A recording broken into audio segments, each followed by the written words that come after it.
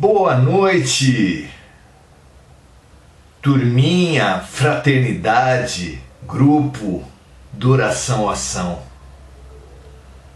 amigos, colegas, de estudos, de conhecimento, de autoconhecimento, de estímulo mútuo para a prática do bem. Nada mais importante nesse momento do que nos dedicarmos a esses três pilares. Claro que não só aqui. Claro que a grande ferramenta de conhecimento e autoconhecimento são os fatos da vida, que são trazidos para nós, as pessoas da vida, as situações, pela lei de atração. Nós atraímos as situações exatas, as mais necessárias para o nosso aprendizado, para a nossa cura. Portanto, esse é o material didático da Escola de Deus. Esses são os métodos terapêuticos do Hospital de Deus. Os fatos do cotidiano, as pessoas que se aproximam, as situações vividas. Mas é claro também que nós não temos conseguido tirar das situações vividas, das pessoas, das condições, dos problemas, das potencialidades do cotidiano, as lições que efetivamente estão contidas no agora. Como disse Jesus, repetindo os profetas, nós tendo olhos não vemos, tendo ouvidos não ouvimos. Nós brigamos com a vida, nós nos revoltamos, nós temos pena de nós mesmos. E isso bloqueia o nosso aprendizado, bloqueia a nossa percepção, apequena a nossa visão de mundo. Muito bem, estamos aqui para perceber a nossa cegueira e a nossa surdez espiritual, existencial, e combater as nossas doenças pela boa vontade ao aprendizado, pela reflexão de olhar o fora e pensar sobre o dentro, pela disposição persistente e firme de consolidar o aprendizado e o autoconhecimento na prática do bem. Não há melhor defesa espiritual, não há melhor cura nem melhor aprendizado, não há melhor caminho de elevação dentro da vivência do agora do que a prática do bem. É maravilhosamente bem expressa a atitude requerida por aquela diretriz dos escoteiros. 2 boas ações por dia. Claro que não são só 2 boas ações, mas a atitude de acordar, de nos dirigir, de andar de um lado para o outro, de nos relacionar, de trabalhar, buscando servir, buscando ser úteis, buscando praticar o bem, é maravilhosa. Que essa atitude seja o impulso de cada segundo dos nossos dias. Assim seja. Hoje estamos começando o capítulo 8, Lei do Progresso, de O Livro dos Espíritos, de Allan Kardec. Capítulo 8, Lei do Progresso, que tem no seu primeiro item o estudo sobre o estado natural, sobre o estágio primitivo. Como estudaremos o progresso, Kardec didaticamente, sistematicamente, começa o estudo sobre a lei do progresso através do estudo do estágio primitivo, da primitividade do ser humano. Vamos lá a esse ponto fundamental? Muito bom.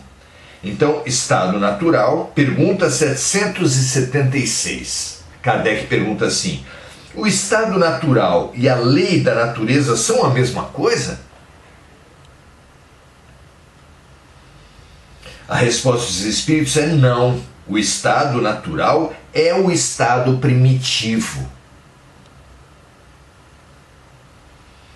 A civilização é incompatível com o estado primitivo, enquanto que a lei da natureza contribui para o progresso da humanidade. Então, o estado primitivo é apenas a condição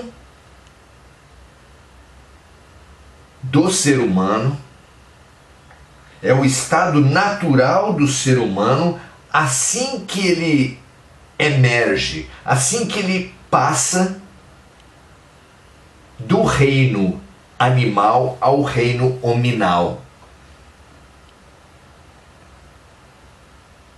Esse é o estágio dos povos originários, que existem em todos os continentes, na África, na Austrália, na América Latina, na América do Norte, na Europa mesmo, na Ásia. Existem comunidades primitivas em todo lugar. E o fato de ser primitivo não nos deve enganar como engana o homem orgulhoso. A criatura orgulhosa olha o primitivo com os seus hábitos e supõe inferioridade, quando, na verdade, os povos originários são elevados, são avançados em relação aos ditos civilizados em muitos pontos, notadamente sobre os pontos morais, sobre o aspecto espiritual.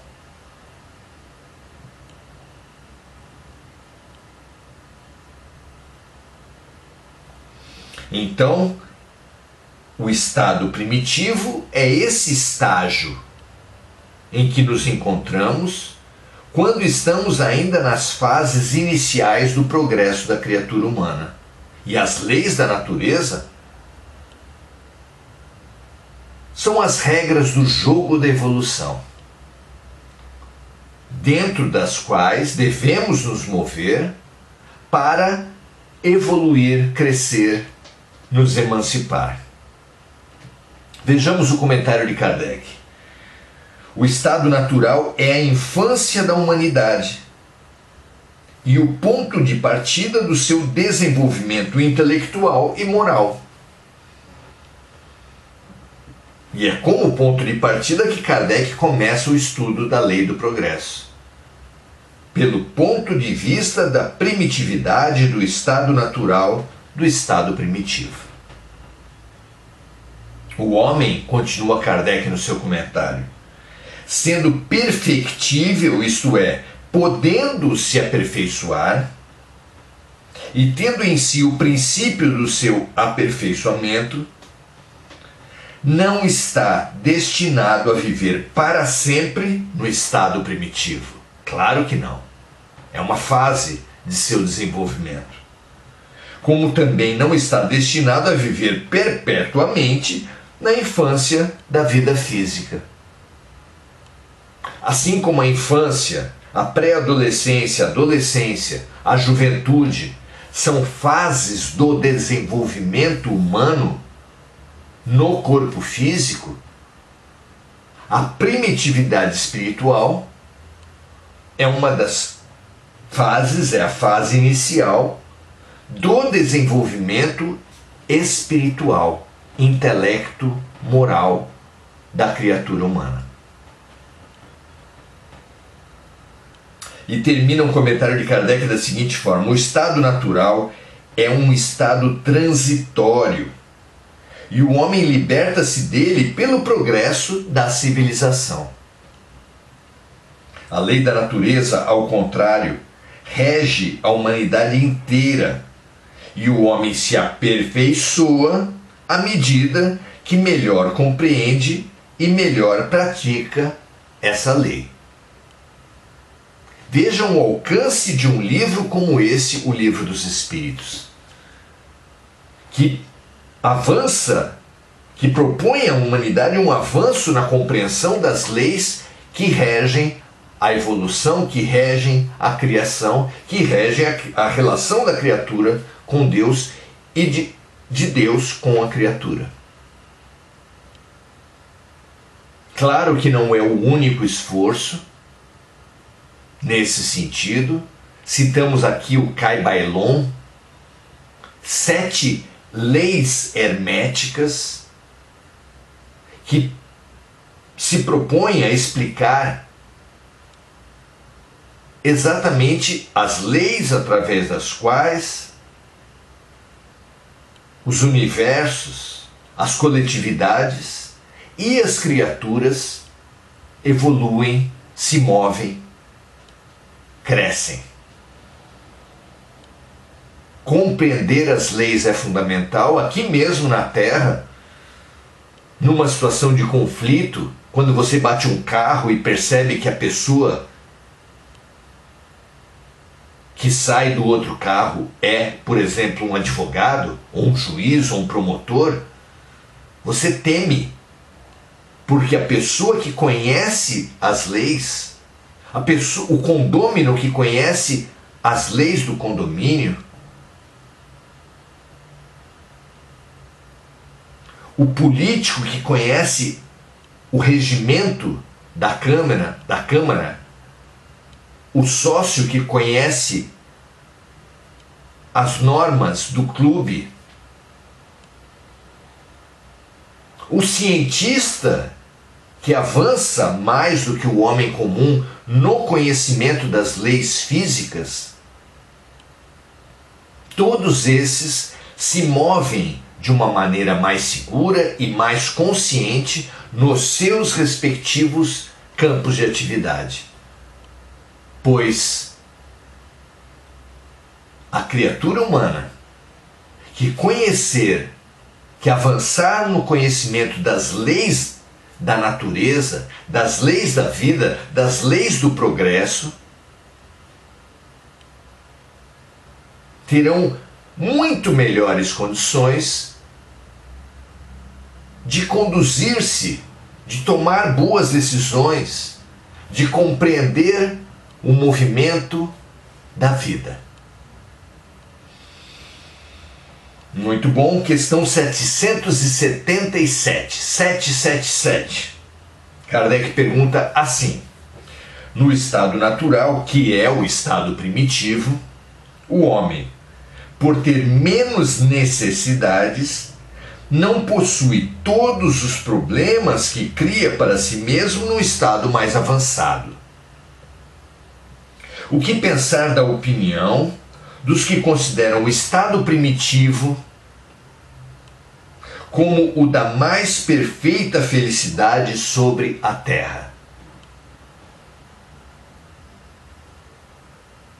Muita gente, há uma poesia no Brasil que sinaliza exatamente isso, falando que saudade eu tenho da aurora da minha vida, da minha infância querida, que os anos não trazem mais.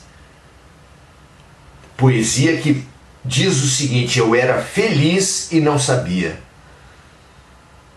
Filósofos, antropólogos, ao abordarem as civilizações primitivas, as culturas primitivas humanas, falam da felicidade dos brutos. Então aqui Kardec está levantando essa questão: que pensar da opinião dos que consideram o estado primitivo como o da mais perfeita felicidade que podemos alcançar sobre a terra. Vamos ver a resposta dos Espíritos? A felicidade.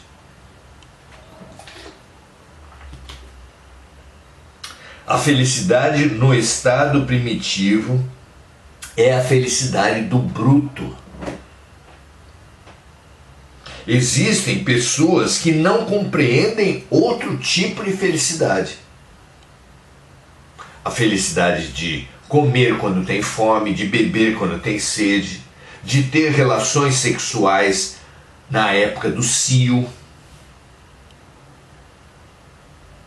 de sobrepujar um oponente, no caso do sexo masculino, para conquistar a fêmea. Essas vitórias típicas, oriundas da sobrevivência, são as vitórias animais. Natural que seja assim. Ao passarmos para o estágio hominal dos seres humanos, reter-nos nessa felicidade dos brutos, dos animais, não é avanço nenhum, não é felicidade autêntica, é o atraso. Paulo de Tarso fala maravilhosamente a respeito disso quando diz, na carta aos Coríntios, quando eu era menino, agia e pensava como menino. Agora que sou homem, ajo e penso como homem. Natural, necessário que seja assim. Acomodar-se, aprisionar-se à felicidade dos brutos é paralisia da alma. Não é? Então a felicidade no estado primitivo é a felicidade do bruto. Existem pessoas que não compreendem outro tipo de felicidade. Isso é o mesmo que ser feliz à maneira dos animais. As crianças também são mais felizes que os adultos. E nem por isso podemos buscar a paralisia, o aprisionamento na infância sem crescermos. Não é? A felicidade, a evolução, encontradas, simbolizadas na infância, inclusive por Jesus, que diz que apenas aqueles que forem como crianças entrarão no reino dos céus, não é sermos crianças, é sermos como crianças. Porque existem atributos típicos de uma criança que nos empurram para a evolução maravilhosamente. A começar pelo bom humor, pela leveza, pela curiosidade, pela disponibilidade em se relacionar afetivamente. As crianças estão disponíveis tanto para o aprendizado quanto para confiar e amar, como em nenhuma outra fase do desenvolvimento físico da criatura humana. Então simboliza diversas atitudes fundamentais para a nossa evolução. Mas não é a infância em si, a infância real, mas o que ela representa, o que ela simboliza, que são essas atitudes maravilhosas que nós citamos. Não é? Pergunta 778. O homem pode regredir ao estado natural? Podemos voltar aos animais, ao estado dos brutos? Então, o homem pode regredir ao estado natural, ou melhor, ao estado primitivo? A resposta é não. O homem deve progredir sempre e não pode retornar à infância. Assim como não é dado a um adulto retornar à infância física, não é dado ao homem mais avançado, mais civilizado, evoluído na razão e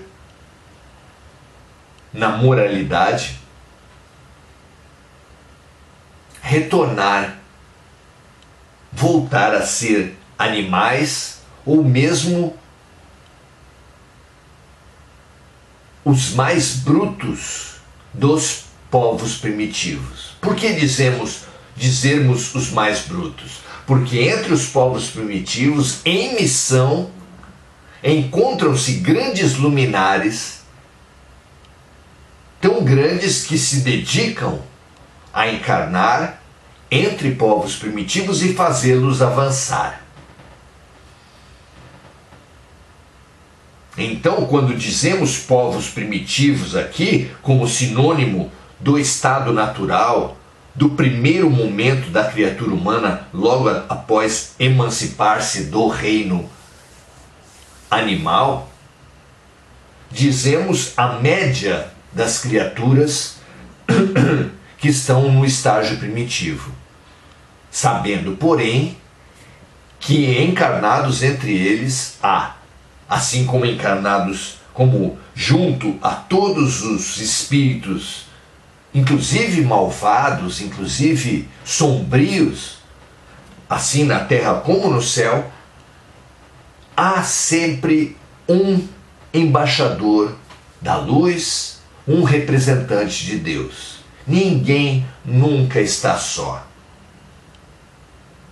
E se não estão sós, mesmo os soldados do mal, os generais da primitividade, da violência e da vingança, na terra e no mundo espiritual, quanto menos estariam sós as criaturas simplesmente primitivas. Não, eles sempre têm, tanto na carne quanto do mundo espiritual, dirigentes, professores, missionários, situados ali exatamente para os conduzir da melhor maneira possível à evolução. Muito bonito. Então, o homem deve progredir sempre e não pode retornar à infância. Ele progride porque essa é a vontade de Deus, essa é a lei. Tudo se expande, o universo físico se expande.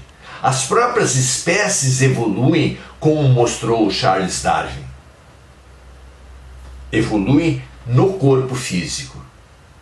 E se é assim entre os astros, se é assim entre as espécies da Terra, também é assim no aspecto espiritual das criaturas. O homem deve progredir sempre e não pode retornar à infância. Ele progride porque essa é a vontade de Deus, essa é uma lei universal.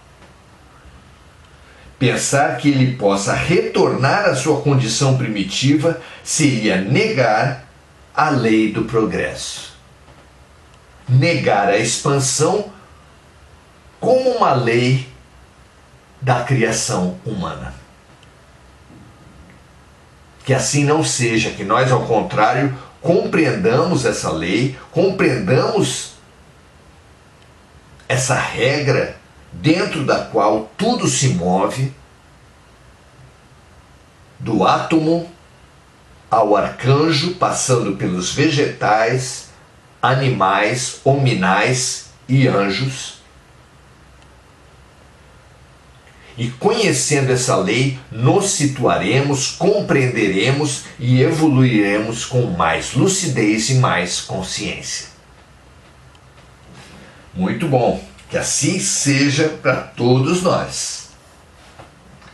É a primeira parte desse fundamental estudo sobre a lei do progresso. Agora, saudamos, como fazemos sempre, os amigos que estão nesse grupo de estudos. Marco Aurélio Trindade, Eu Era Menina, Hoje é Você, Eu Era Criança, né? A música do Milton Nascimento. Eu era criança, hoje é você, e no amanhã nós.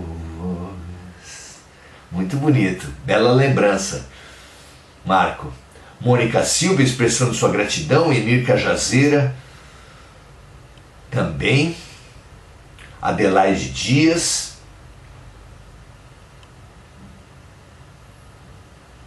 Wagner Cangueli, saudando as lições, belas lições, muito boa noite.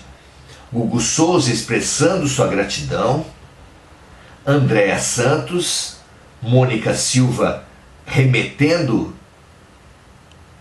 a luz aqui gerada aos amigos, aos necessitados desencarnados e encarnados de seu conhecimento, que todos façam o mesmo, não apenas com as vibrações, mas com o compartilhamento, espalhando essa luz da melhor maneira possível. Mônica vibrando pela paz mundial e pelas vítimas dos desastres climáticos. Cláudia Silva, Domingos Natalo, Enir Cajazeira, Simone Magalhães, Maria Manuela,